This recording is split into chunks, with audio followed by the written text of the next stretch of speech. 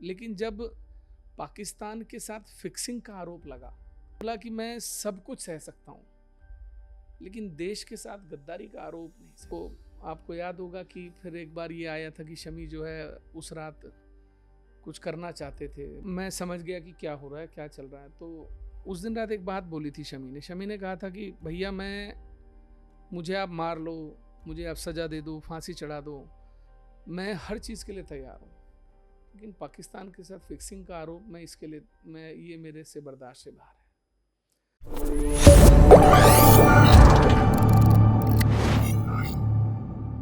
सबसे बड़ी बात एक ना, देखिए जब शमी मेरे साथ था उस दौर में मेरे साथ मेरे घर पर ही रहता था, तो सब चीज़ों से लड़ रहा था।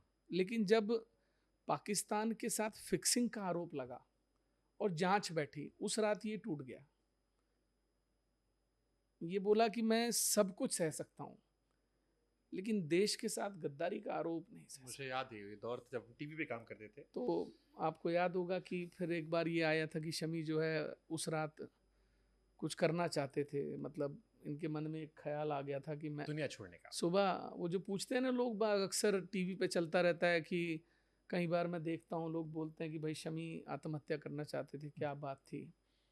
तो वो सुबह 4 बजे का समय था, मैं उठा पानी पीने के लिए, तो बॉटल में मेरी पानी ख़त्म हो गया था। तो मैं उठकर किचन की तरफ जा रहा था, तो मैंने देखा गैलरी में खड़ा है बालकनी में, बेड उसके ड्राइंग रूम की बालकनी में।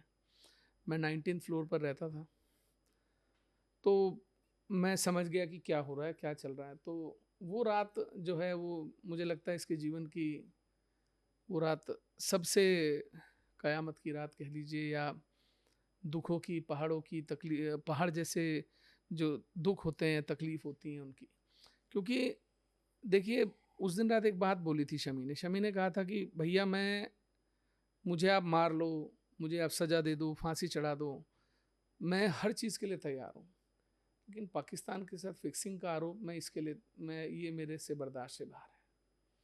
तो मैंने इससे कहा था कि जीवन में कोई भी चीज़ रुकती नहीं है, ठहरती नहीं है, जीवन चलता जाता है। वो अब एक दिन हम दोपहर में दोनों ऐसे ही लेटे हुए गप्पे मार रहे थे, तो अचानक से मोबाइल पर मैसेज आया, Shami got the clean chit from the जो कमेटी थी जो जांच कर रही थी इन आरोपों की। नीरज जी जो एक्स कमिश्नर थे पुलिस, वो जांच कर रहे थे, तो उन्होंने इसको क्लीन चिट दे दी थी। तो मुझे लगता है उस दिन का दिन शायद शमी के जीवन में किसी वर्ल्ड कप को जीतने से ज़्यादा खुशी का दिन था। वो शमी और ये शमी, तो आप खुद देख सकते हैं कि एक लड़का कहाँ से संघर्षों को करता हुआ सहसपुर अलीनगर गाँव से निकलकर दुनिया की चकाचौंध में कैसे अपने को हर षड्यंत्र से बचाता हुआ, हर चीज़ से लड़ता हुआ, हर षड्यंत्र, हर साजिश का सामना करता हुआ आज दुनिया के चंद जो बेहतरीन गेंदबाज आप कह सकते हैं उनमें से एक है। शमी, 2015 में मैंने आपको परफॉर्म करते हुए देखा था। वर्ल्ड कप में आपकी गेंदें अच्छी बाउंस साथ निकलती थी और गजब गेंदबाजी चल रही थी। वर्ल्ड कप अनफॉर्चुनेटली हम हार गए। फिर चोट लगी, ये केस आया, बहुत सारी खबरें हम सब के कान में आ रही थी।